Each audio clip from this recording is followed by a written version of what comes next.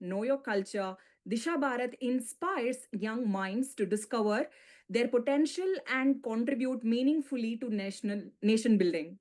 Its annual flagship initiative, the My Bharat National Youth Campaign, is a 15-day movement observed from 1st to 15th August, conceived in 2020 as a heartfelt resolve to dedicate the Independence Fortnight entirely to Bharat. The campaign brings together students, educators, thought leaders, and citizens through inspiring talks, lectures, competition, and civic initiatives. The lecture series of the campaign seeks to instill patriotism, inspire responsible citizenship, and encourage every young Indian to think for Bharat, speak for Bharat, and work for Bharat. So today's session is about For Valor to Vigilance, the story of Indians' armed forces and national security by Mr.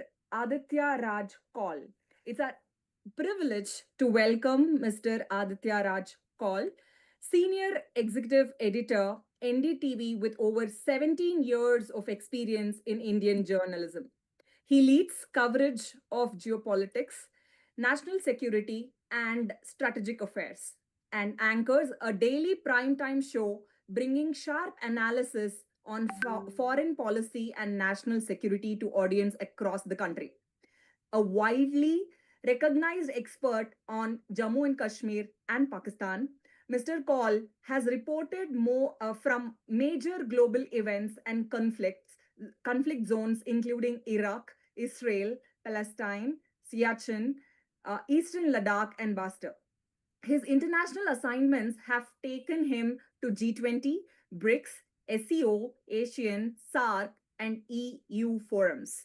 And he has interviewed prominent global leaders, including Mohammed Abbas, Sheikh Hasina, and Dr. S. Jaishankar. Beyond journalism, he served as research consultant for Dhurandhar and has been recognized with Ram Jati Malini uh, Journalism Prize for Service to Humanity and over 20 awards for his reportage and documentaries. A US State Department ACYPL Fellow and a Bucerius Summer School Fellow.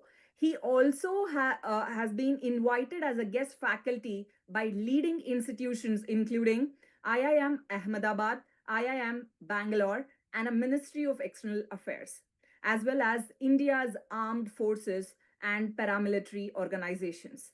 An alumnus of Xavier Institute of Communications and Delhi University, Mr. Kaul brings a rare combination of journalistic experience, strategic insights, and deep understanding of India's national security landscape. We are delighted to have him with us today. Please join me in warmly welcoming Mr. Aditya Raj Kaul. Sir, it's been honor to have you. Thank you so much for joining us, and this it's all yours, sir. Well, thank you very much, Professor Rohini, for such a vast introduction. Not sure how much I deserve, but I've been an Indian at heart, an Indian every time that I report, and that's been my focus area. To begin with, thank you very much. My dhanyavad to Disha Bharat for such a beautiful initiative. And I just came to know that they've been doing this for 21 years.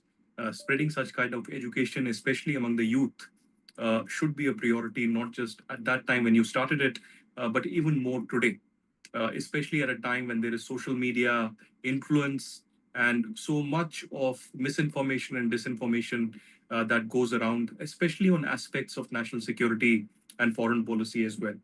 So as I speak today, I remember, of course, our Indian armed forces, and the topic given to me is From Valor to Vigilance, the story of Indian armed forces and national security. But my focus will not only remain on the uniformed forces, that is, the three crucial pillars of the Indian armed forces, the Indian Army, the Indian Air Force, and the Indian Navy, but also non uniformed or people who are not holding the gun. That is maybe intelligence agencies, as well as diplomats. Because increasingly we are living in times where it's not just conflicts that are being fought physically on the battlefield. That is true, and that will always remain true. But there are also larger national security paradigms that are shifting every passing day. And the focus area has been perhaps in the last 1 year or so on the economic instability all across the globe. Now, India has been a part of that entire exercise, also facing the brunt, but we've been also bravely countering that.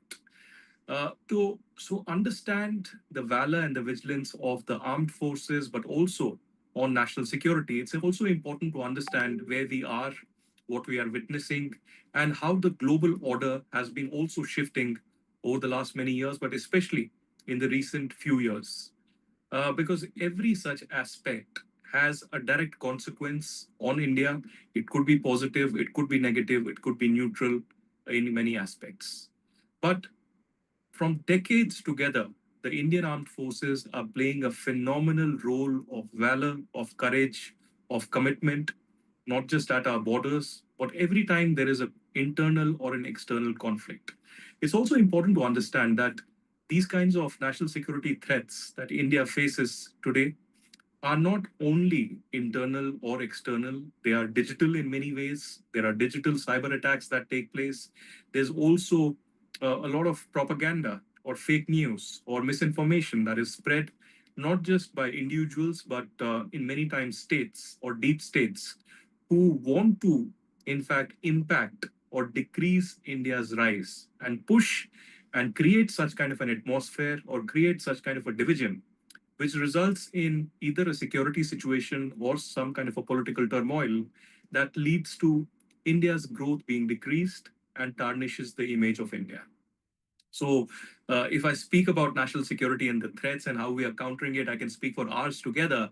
But I'll try to restrict myself to under 30 minutes and then probably have a discussion. And if you have any questions, I'll be very happy to answer those. Now, we are living in increasingly significant times where there is a global instability. We're also living in times where the global order is shifting and it's an unstable world. It's a very, very unpredictable world. In the last 1.5 years, there's been economic turbulence ever since US President Donald Trump, started and initiated economic tariffs, not just against not so friendly countries, but also countries that have been very important allies or significant partners. In fact, India and United States has had a very robust cooperation and bilateral ties and strategic partnership for years together. And there's been a bipartisan support from Democrats and Republicans to actually increase the strategic cooperation between India and the United States. And yet, those tariffs were imposed, and there was some kind of a justification given for that.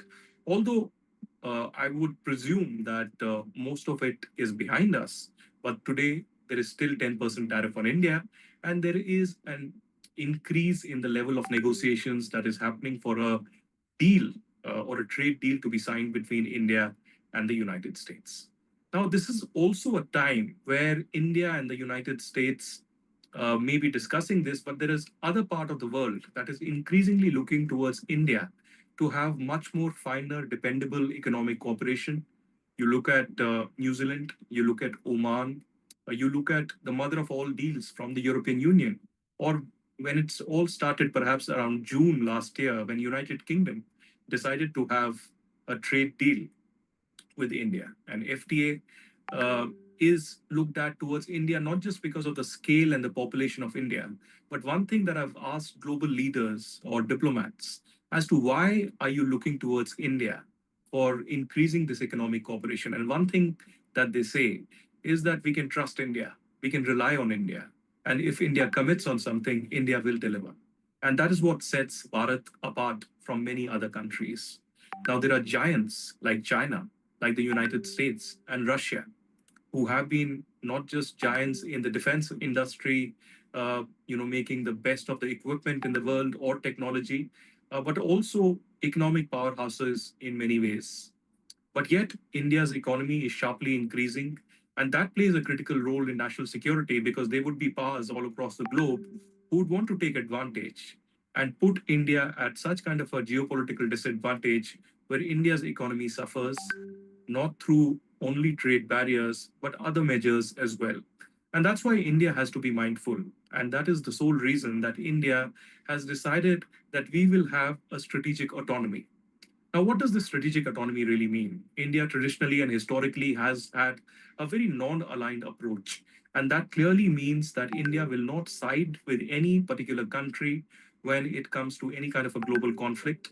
We will certainly not be provocators of any kind of a conflict in any part of the world or even our own region. But there is a strong but in this.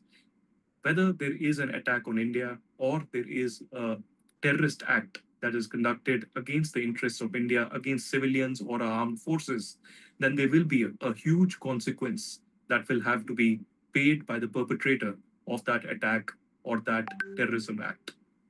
And that was clearly visible when we saw the very horrific and cowardly terror attack in Pahalgam last year in April, where 26 of our innocent civilians, mostly Hindus, were selectively targeted only for becoming Hindus, for being Hindus. And it was said by the terrorists that this is a message for Prime Minister Narendra Modi that we are here to disturb you, to disturb your peaceful environment, and we will continue to unleash the same kind of terror. Now, many would believe, and it is true, that the Pakistani terror organization Lashkar-e-Toiba was behind this attack. But the reality remains that it's not just Lashkar-e-Toiba or Jaish-e-Mohammed or Hizbul Mujahideen or Al-Badr. The kingpin of terrorism against India is Pakistan. Not the civilians of Pakistan, but the Pakistan Army, the Pakistan ISI, and the Pakistan Deep State. So there should be no doubt in your mind that the real perpetrator of the Pahalgam terror attack is Asim Munir, the chief of the Pakistan Army. I've said this repeatedly. It's not true only for the Pahalgam terror attack. During the Pulwama terror attack as well, Asim Munir was the DG of the ISI, and he was a co conspirator of the deadly terror attack, perhaps in decades, one suicide bombing that took place in Pulwama, in which more than 40 of our CRPF bravehearts were killed in action.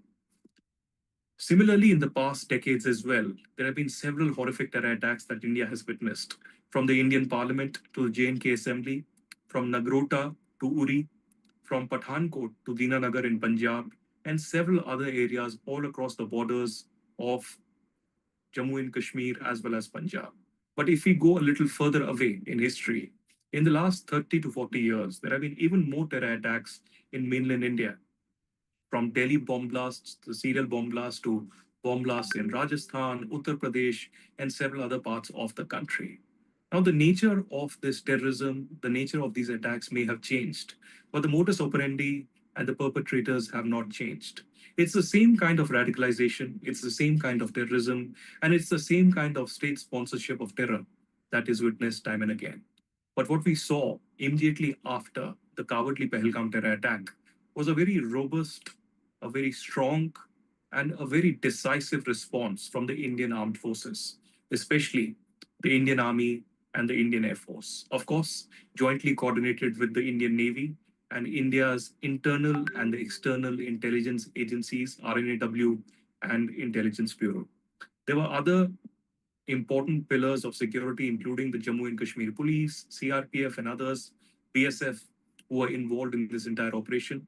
And what we witnessed over those 4 days of the conflict or war with Pakistan was a decisive India that had taken a lot of toll, a lot of civilians being killed, but also given a very decisive response and told the world that the world may look away when terrorism happens. The world may only give, words of solace or condemnation, but the reality remains that there needs to be a decisive global response for any kind of terrorism.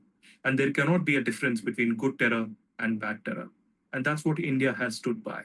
In the last 25 to 30 years, United Nations has failed to define terrorism or take any decisive steps against terrorism.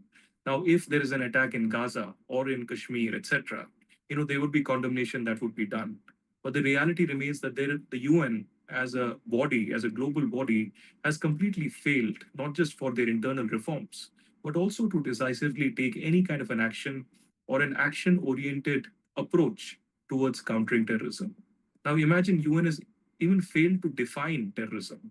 There's no stated official definition of terrorism till date that has been agreed upon in the United Nations. And this is the United Nations where global countries, go every time there is a conflict, and there is the UNSC that plays their own role. But the UNSC is of the time, many many decades ago. The same UN system cannot be true for the world of today, and that is a reality. Now, what Indian Army and the Indian Air Force did during Operation Sindoor was decisive, not only because Pakistani, command control centers and air bases were destroyed completely, not only because 9 terror camps or terror headquarters of Lashkar-e-Toiba and Jaish-e-Mohammed were attacked and decimated completely, but also there was evidence, and evidence came out in the form of videos that common Pakistani civilians shared.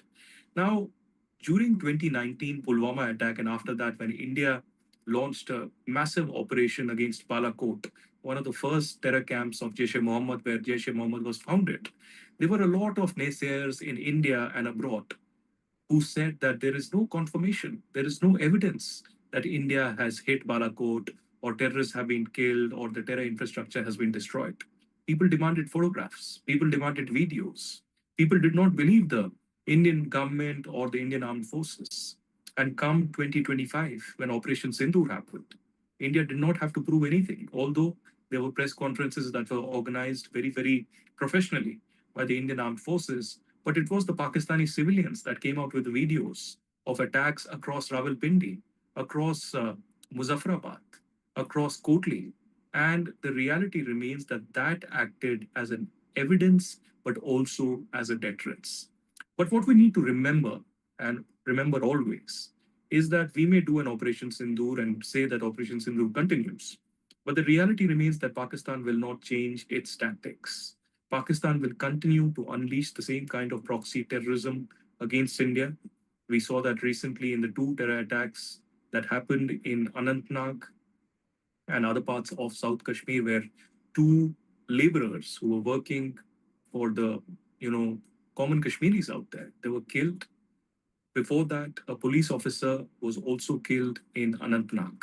So the reality remains that terrorism continues as of now.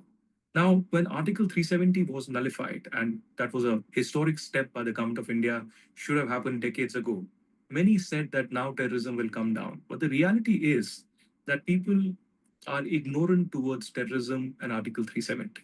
Article 370 had nothing to do with terrorism in the Kashmir Valley.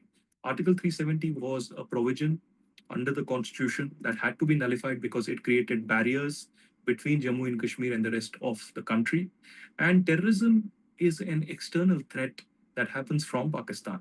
But also, there is internal dynamics of radicalization that continues even today. Terrorism might have come down since Article 370, or radicalization may have come down. But the reality is that terrorism and radicalization is far from over. So we cannot keep our guard down. We have to be alert always. We need to remember that it is the same Pakistan, it is the same Pakistan army, it is the same Pakistan ISI that will unleash this kind of terror against India. What we should also remember is that apart from the Indian armed forces, who are very much in prepared to counter any kind of such acts or cowardice by Pakistan, but we also have a very robust mechanism of the Indian intelligence agencies who are very much active both internally and externally. And that's why we saw recently, I got the opportunity in the last 3 to 4 years to work on a film with my friend Aditya called Durandar. And many of you, or hopefully most of you, might have seen that film, the part one and the part two. One of the important aspects of making this film was for the Indian public to know and for the Indian public to realize that it's not just the Indian armed forces. My salute to the Indian armed forces, and their bravery, their valor needs to be spoken about each and every time and will be. But it's also some hidden faces whose stories never come out. They are voluntarily doing this job for their country, for Bharat Mata, and they continue to sacrifice their life for the country, knowing well that their stories may not come out. 99% of the stories of intelligence officers who often sacrifice their life or their time, their energy, leaving behind their families in India, is often not spoken because of several strategic reasons, and that is, of course, true for the entire world. There are spy and espionage agencies all across the globe, and they work in a similar fashion. Their stories never come out. But in India, especially, from Punjab to Jammu and Kashmir to other parts of the country, there have been several such stories that haven't come out. What we tried to do in Durandar is to stitch together few of those stories and take inspiration from reality. We spoke to real life people who have been part of such missions. We spoke to people who were involved in such operations. And Durandar is not propaganda. Many would, very happily being ignorant and, foolish and call this as BJP propaganda, Modi propaganda, etc. The reality is that this was a film that was researched for years together. There were real life, officers of the RNAW, of India's armed forces, of India's intelligence networks that were consulted, and only after consultation was this film made. Now, many may also say that the film, if it is talking about the reality, then it might leak some of the secrets of national security issues. Now, that's also not true. What we have done is that we have taken real life stories, but stitched it in such a manner and magnified it in such a manner that the reality or the real life characters or the places, etc., do not come out in public in any manner. So no national security secrets have been out, no laws have been violated, and this is a film that people all across India from different religions, castes, creeds, from different states and union territories of India have massively enjoyed. And that's why, it's not important that, Durandar did gross business and till date in the last 75 plus years, it is the most, important or film on the box office. It might have made around 3,000 or 4,000 crores. Money is not important. What is important is that, Indians and people all across the world often speak about James Bond films, films from the Hollywood or films from US and United Kingdom and or other parts of the world. So we try to have this, image of a James Bond or similar characters, and magnified them in such a manner that we try to look at them as inspiring figures. Everybody seemed to be speaking about James Bond or similar characters all across the globe. But what we try to build for India is our own James Bond, is our own intelligence agents, is our own armed forces who've been involved in similar operations in reality.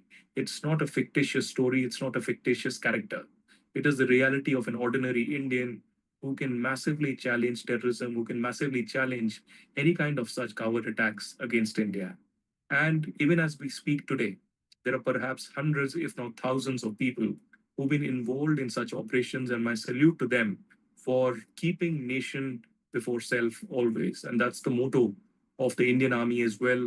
And in my conversations with soldiers across the border, etc., of course they can't speak. They can't speak. Soldiers cannot come out on social media often, but they do observe things.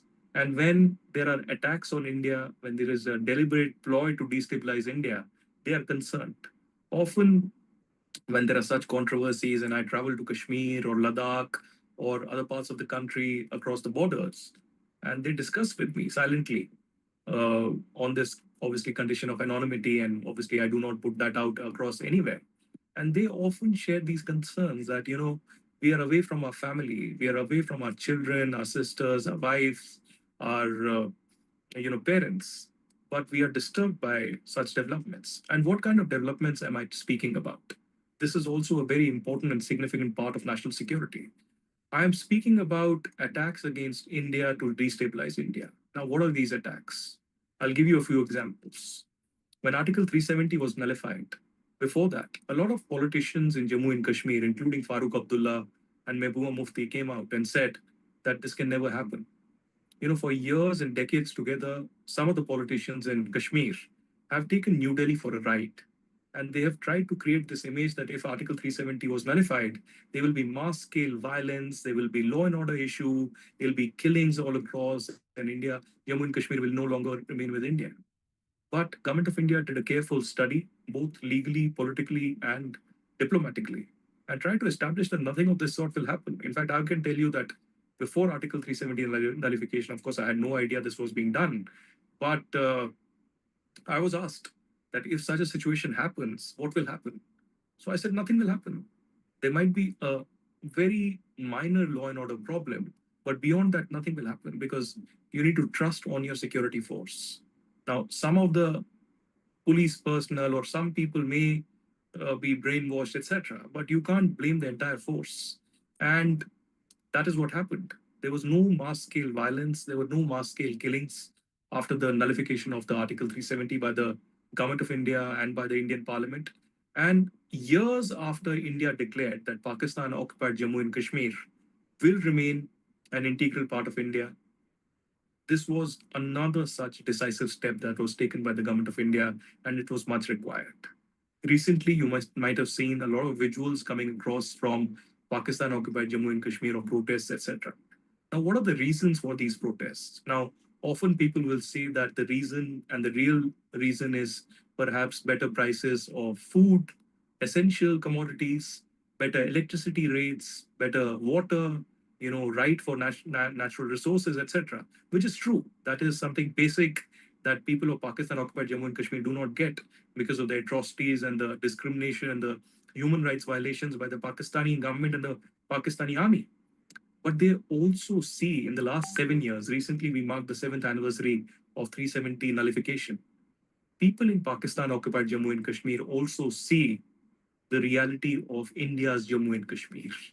They see how people are prospering, how prosperity is coming across there, how there are new development and employment opportunities that are coming across. For God's sake, for the first time in more than 30 years, we have a cinema hall now in Kashmir. In 89-90, there were fatwas against cinema halls. There was no cinema hall. Can you imagine that? People were not allowed to go to cinema halls in Kashmir. There were bomb blasts that happened there. There were grenade attacks. And people who went there were attacked as well. So somebody known as Vijay Dar and Vikas Dar, Kashmiri Pandits in Kashmir, took the initiative and started a cinema hall which is doing brisk business. People are going across, and there are smaller screens also that have come across in different districts of Kashmir Valley. So it's not just the OTT that the people are consuming. People are now enjoying going to the cinema halls. There are cafes all across. There's art, theater that's coming across and being revived. I remember about 15 years back or so, there was a girls' band that came out from the Kashmir Valley. And when they did get Values success in all the across youth and there were media through headlines on them, holistic there was a personality fatwa issued development against the girl programs band. that And the girl band complement had to formal completely education. stop performing music only because a few radicals did not want them to exist. And that was the kind of radicalization that was coming across. Who did this? Of course, Pakistan did this, but there were also characters within Jammu and Kashmir. People like Syed Ali Shakilani, people like Yasin Malik, people like Shabir Shah, people like Bitta Karate, Asia Andrabi of the Dukrani Millat. Most of these people are now in Tihar jail. And they could have been many, many years ago, but that didn't happen. And finally, the government of India took a call that enough is enough. We cannot tolerate this business anymore. And there needs to be a very hard approach that needs to be there. The hard approach does not mean that you go on killing people or, you know, throwing your weight all across. The hard approach means that the law of the land, the constitution of India, the BNS needs to be implemented in letter and spirit in Jammu and Kashmir. It means that when there is a kind of a terror attack or stone pelting, etc., there need to be immediate consequences against the terrorists, against the overground workers, the OGWs who help these terrorists, or any kind of such ecosystem that was created in the Kashmir Valley for years together, which helped these people. What is this ecosystem, you'd ask? This ecosystem is from media to lawyer bodies to trade bodies, but most of it, the politicians in Jammu and Kashmir, who peddled safe, soft separatism and tried to help and give some kind of an intellectual escape route to such kind of terrorism that was emanating in the Kashmir Valley. Now, over the years, the kind of terrorism has changed. But we are witnessing the same kind of terrorism now in Pakistan occupied Jammu and Kashmir, where common civilians are being arrested, they're being killed. There are more than 100 people in the last 2 months who've been killed in Pakistan occupied Jammu and Kashmir, and you don't see any global body from United Nations to other human rights groups speak about it. Why such kind of a biased approach, double standards, and hypocrisy? I mean, it's blatant hypocrisy. In Delhi, over the last few weeks, you saw a protest, a democratic protest. Now, of course, there would be questions. Some would say that there is a foreign hand. Some would say that, this is politically motivated. Some would raise questions against Aam Aadmi Party or other opposition organizations. That's fair. That's part of the debate. It could be true, it could not be true. But it was a democratic protest against the government. A minister had to resign. And there was global media attention on it. From New York Times to Washington Post, from the BBC to the Al Jazeera, everybody was reporting live from that protest site. But for the last 2 months, there's been a protest in Pakistan occupied Jammu and Kashmir. A democratic protest by civilian leaders who have never picked up a gun, who have never killed anyone, and they're demanding their basic rights. And that dissent has been crushed completely in Pakistan occupied Jammu and Kashmir. And there's no running commentary that's happening. I mean, running commentary is a far fetched thought. There's no basic reportage that is happening in global media organizations. No op-eds being written by New York Times that once gave the op-ed space to the Taliban, to Sirajuddin Haqqani of the Haqqani network, to write an op-ed in the New York Times. But you can't speak about the civilians of Pakistan occupied Jammu and Kashmir. Now, one may argue that the Pakistan state does not allow foreign media to travel to Pakistan occupied Jammu and Kashmir, to Balochistan and other places. But the reality remains that there is a blatant biased approach. It's on the face. You can see it. You can sense it. People on the social media are questioning it. But still, there is no realization. Still, there is no course correction at all. And instead, there are questions being raised on India. And the Indian government is being called, an autocratic government. There is tyranny happening in India, etc. There is no questions on Pakistan or the way Pakistan is treating its so-called own people. There are no questions on China and the human rights violations that happen in Tibet or Xinjiang against Muslims. Why such kind of a hypocrisy openly? And I remember a few years ago, recently there's this character called Tahir Hussain who got life imprisonment for killing Ankit Sharma, India's intelligence bureau officer. And this was during the Delhi riots in 2020. Now, before these riots, there was a huge protest for weeks together, which blocked a prominent road in Delhi, which connected with Noida, not so far. And this protest was on this premise because there was a misinformation that was spread all across that the CAA Act that was being introduced by the government of India will exclude the Muslims completely, and Muslims will have to prove their identity. And instead, minorities in our Islamic neighborhood, from Afghanistan to Pakistan to Bangladesh, will be given safe sanctuary and citizenship in India. A complete false notion, a complete propaganda, a complete provocation for violence. Why, you might ask? The reality of the CAA was that minorities in Pakistan, Bangladesh, and Afghanistan who have already traveled to India before 2014 and are waiting for a citizenship under humanitarian grounds, from Hindus to Sikh to Parsis to Christians, will be given this special status, special citizenship, because they've been waiting for years together. That does not mean that the normal route of any Muslims from those countries on humanitarian grounds or any other rule can apply.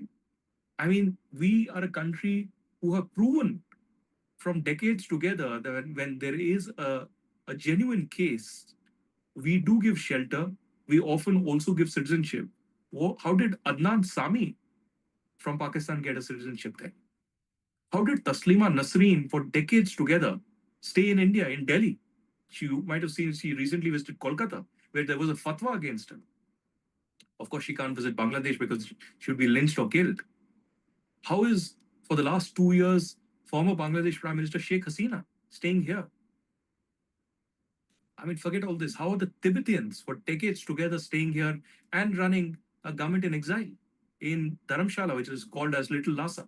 So the reality remains that there is often today a crisis where India is attacked And there are deep states often that are involved in this entire exercise, and we need to be very, very mindful and cautious of the kind of misinformation that is spread. Because today, you can easily spread a WhatsApp forward or put out a tweet or an Instagram video, and it'll spread like wildfire. People will start believing in it without realizing that this is propaganda. It's playing with your mind, and you don't realize it. And before that, the damage is done.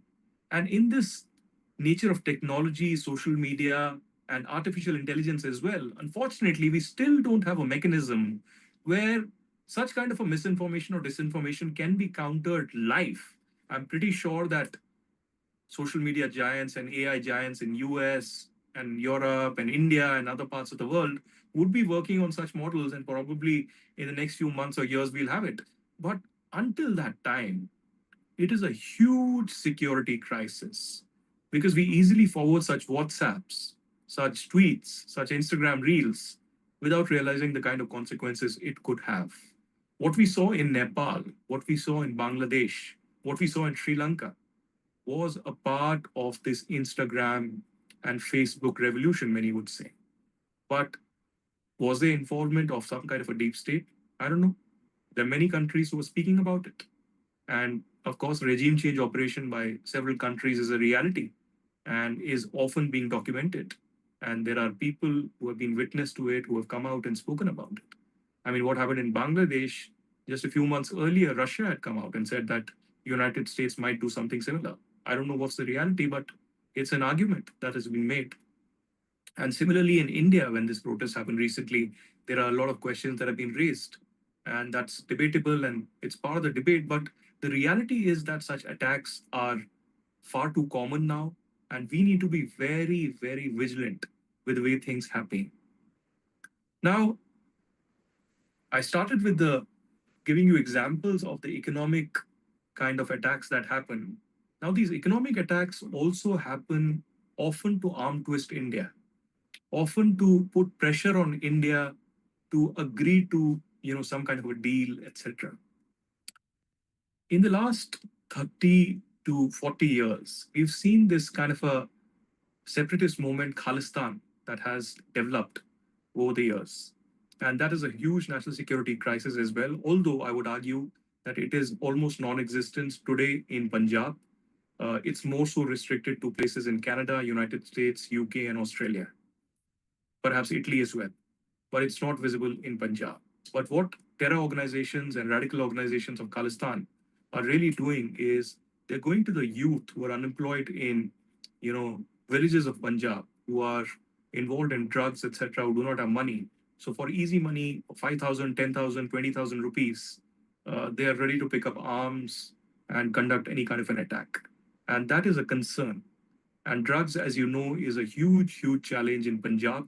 And there's continuous supply of drugs that happens through drones in Punjab. So this is a huge crisis that has developed. But this Khalistani crisis is also developed because Canada, US, Australia, and UK have given space to such characters, have not taken action against such characters. Imagine in the mid 80s, there was the Kanishka Air India bombing by the Khalistani terror organizations.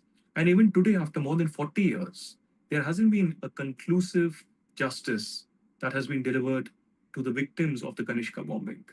What does this say about countering terrorism or counter-terrorism policy of Canada? I mean, there is Justin Trudeau who came out a few years back after G20 in India and blamed India for killing of some Khalistani terrorist or separatist in Canada without any facts, without any evidence, but did not speak about the rampant gangland violence that happens in Canada, rampant gangs and terror organizations functioning freely without any kind of fear or action against them. And that's the problem. You know, Canada, US, and a lot of these Western countries have an idea of democracy which is very different from India. And they are, preaching India all the time. They'll give lectures to India on democracy and democratic principles and how democracy needs to be functioning. Every year, you would see United States come out with this annual religious freedom report and give us, this song about how democracy needs to function, how there needs to be equality on the basis of religion in India, without realizing what's happening in their own backyard. without realizing how Black Americans have been attacked, racially discriminated, the white supremacy that exists in United States, the kind of political attacks that happen, the kind of violence that is used often, in schools and colleges all across United States, in bars, you will see gunmen from the civilian population kill people, and nobody will speak about that. Nobody will challenge democracy at that time. Nobody will argue that those supporting the gun culture in the United States need to face music. There's no legislation against it. So the reality is that there is absolute hypocrisy when it comes to national security and foreign policy coming from that part of the world. But I don't think anybody can stop India's rise. I think we have a strong foundation of our civilizational roots. We have ancient texts behind us. India has been a proponent of great ethical, values, and the value system in India is of immense importance. And that's why, from science to mathematics, from history to diplomacy to national security, and each and every aspect, we are scaling up, we are developing, we are innovating, we are doing newer partnerships, and these partnerships will prevail. And that's why a lot of the global community, a lot of countries are looking towards India as a ray of hope. We speak about Vasudev Kutumbakam. That's not a PR exercise.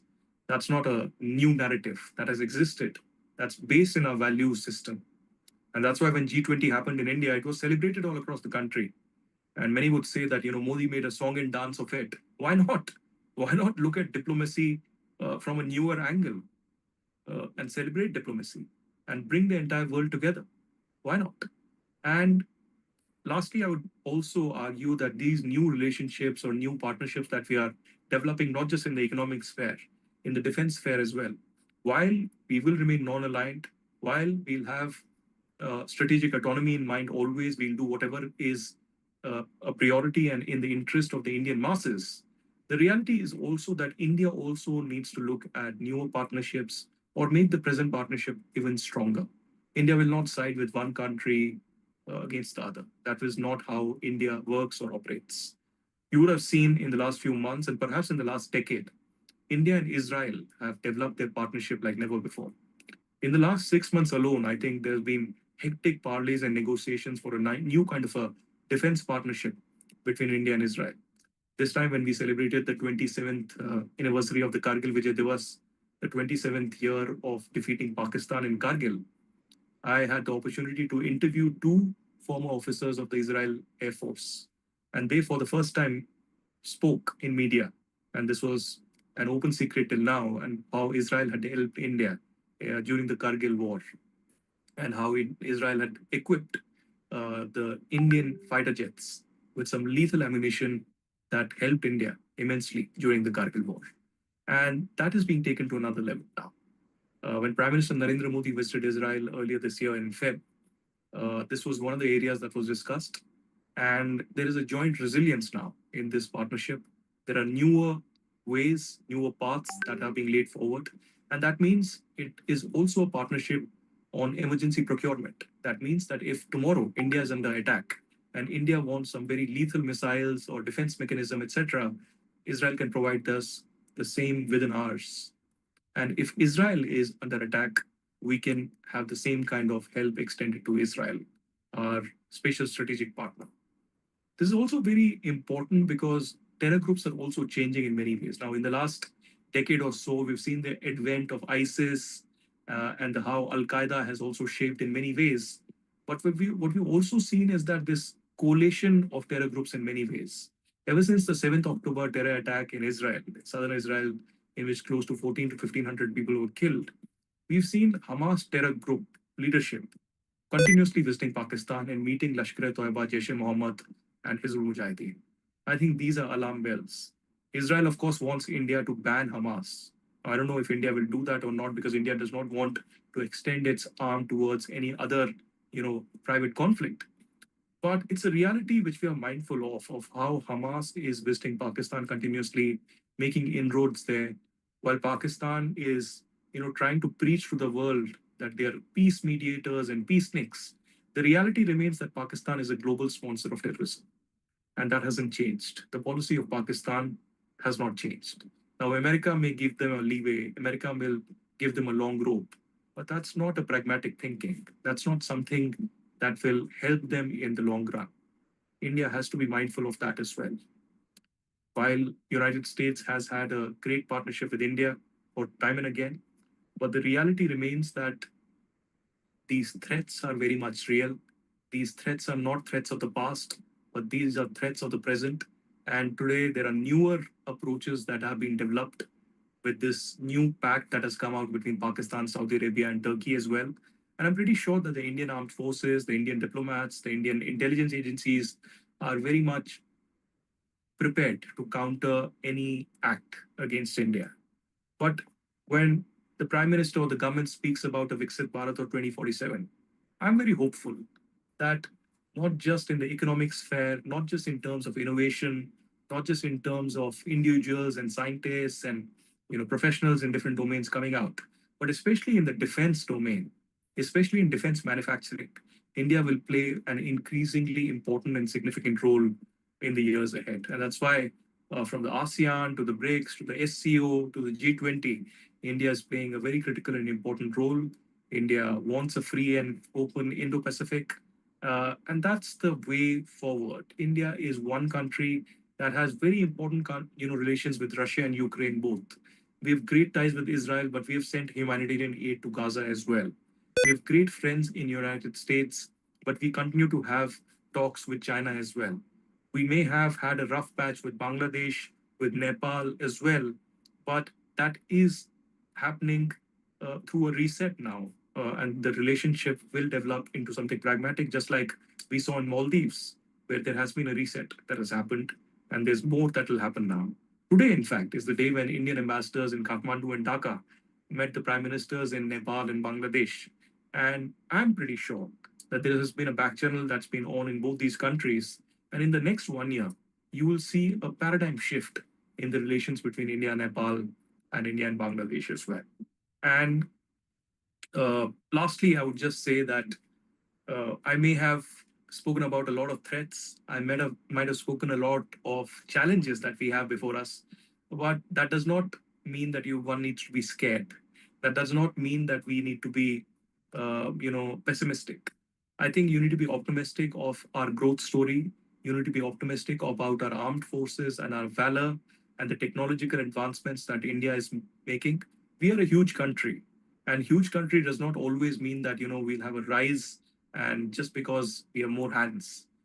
It also means we have challenges.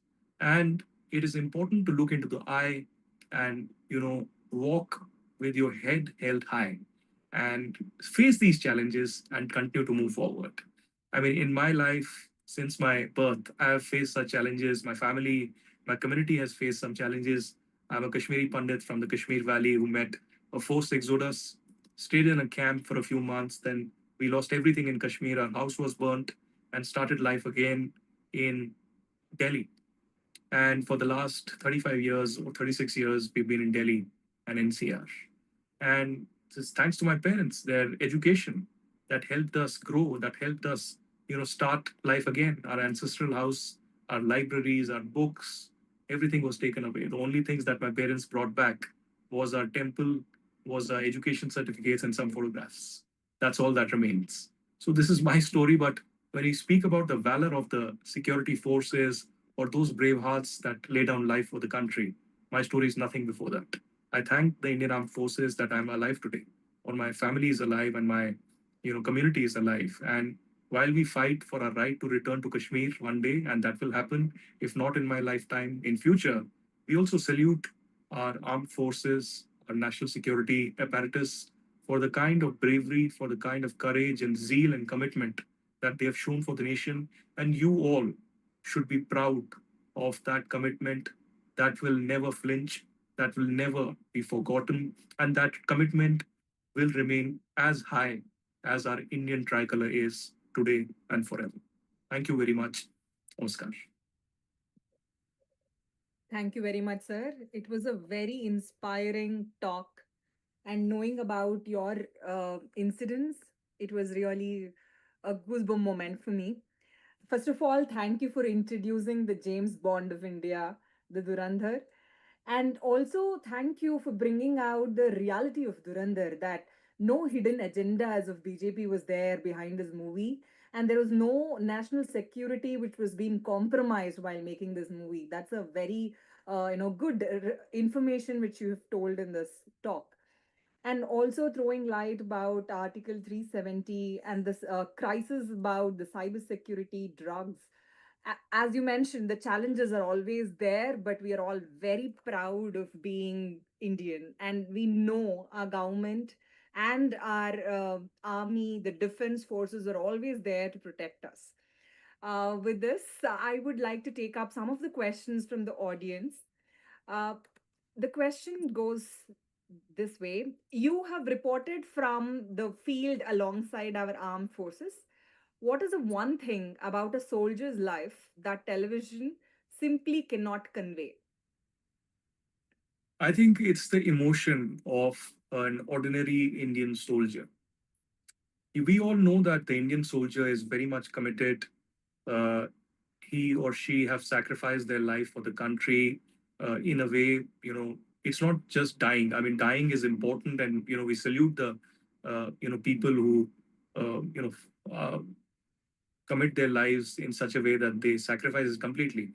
But the nature of this aspect is such that even going to the army, even going to the Air Force or Navy, and staying there for the next 30 to 40 years or whatever time you spend is a sacrifice in itself. You are mostly away from your family members. And ordinary soldiers perhaps gets 2 months to spend with their family members and rest on the field completely. So the emotion of that ordinary soldier is something that uh, often we do not think about. We reflect about valor, we reflect about commitment, we reflect about how Indian armed forces and paramilitary forces are doing a great job for the country. But an ordinary person, he's a civilian like us. He's not a Turandar or a James Bond. He is basically Turandar, but he's also a civilian. He has the same emotions, he has the same mind space, he has the same tears, and he has the same smile. But he has a family that is away, and he has a family that he has to take care of. But the family is also waiting every night when they sleep, they remember that person and say that he should be safe. I not so long ago went to Jharkhand, and in Jharkhand, I was with the CRPF Cobra commandos. And I went with them for a few days inside the jungle and made a documentary about them. Uh, and the emotions in that ordinary soldier were very, very painful. It was also a lot of jazba that comes with it, but it was also heart wrenching to see the emotions of the ordinary soldier who cannot come out. And that's why it's very important that we have this mechanism of talking to each other and listening to each other. And perhaps the armed forces may have something like that. I don't want to criticize anyone, etc. But just an idea that there should be a psychological, conversation that the mental health of an ordinary soldier needs to be, you know, very much importantly cared of. Because they have the same kinds of trauma, same kind of agony, same kind of longing to return home to their safety. And often they are in such wild circumstances that it's unimaginable. So I think those are the stories that often do not come out also because of the stringent rules, etc. We can't reveal the identity of the soldiers or the way things that they do. But I hope the army and the forces do have some kind of a mechanism to speak to the ordinary soldier, take care of their well-being. And there are various groups, even veterans, for instance. I think the armed forces have separate divisions that take care of those veterans. But in my experience from Bastar to Jharkhand to Kashmir to Ladakh to other parts of the country, it's been fascinating experience to meet the ordinary soldier. I remember more than 10 years ago, I was in Kargil and I spent about 5 days there. And that was, I think, the first time that I was visiting Kargil. And while I was leaving, I had made such a bond with the colonel and the major there that as I was leaving, they had tears in their eyes. Now, I had just met them 5 days ago, but even meeting me as a journalist and the bond that we established for the 5 days was such that they had tears in their eyes. I'm in touch with them even today, such is the bond. But I think we often cannot listen to each and every soldier's story in media, but I hope we think about them. And in our own way, we have conversations. In our own way, we speak about them, perhaps on social media, etc., and express this support, because each and every such message, each and every such voice matters for the Indian soldier. Thank you so much for your answer, sir. I had a student who have joined Navy just 2 months ago. I spoke to their parents and they had a total, do I have to really send my son? I don't know what he's going to eat. I'm going to miss every meal I'm going to make, is what the mother was telling. So I totally understand what you mean. And such young children going to go away from their parents itself is a very great sacrifice they make for our country, and all of us have to be grateful for what they are. Even though they don't be in the war front, they're making the choice of being there in the defense forces for our country, so we're all proud of them. Thank you so much for your talk, and it was so insightful hearing to you. It gave us a clear picture on where we are right now and what how we are in all in the safe hands. And being Indian, we're all so proud of you know in this particular India, we're all safe. So thank you so much for bringing that out. So ending this event, we would like to conclude by telling that this is tomorrow is an event where we will be talking about another lecture series, and we also have a walkathon tomorrow in Jayanagar, which will be starting from 6:30 to 9:30. It'll be till 9:30. So I request everyone to please be a part of this walkathon, where we will be representing Disha Bharat's initiative of knowing the country, culture, and character. So please be there for walkathon. And we also have student lecture series, um, which will be in the morning, 7 a.m. to 7:30 a.m., where we will be talking about, the student will be talking about life sketch of Khudiram Bose, and also Young India, a new age entrepreneur. They will be talking on this topic as well. So please be a part of this series by this talk of students. And in the evening, we have a great leader, a thought leader, who is space scientist, a former chairman, ISRO, Dr. S. Somnath. So he's going to be talking on space and technology, Bharat's global footprints. I request all of you who's listening to this, as well as the people who you know, please spread this word so that most of us will be able to learn or hear to this eminent leader. So, with this, thank you very much, all of you, for joining in. I especially thank Dr. Aditya Rajkol for being here today and giving us an insight of today's talk about our national security and the valor and vigilance of India's armed forces. Thank you very much for joining in today, sir. It was a great pleasure hearing to you. Namaskar. Thank you very much to all, and Jai Hind. Jai Hind.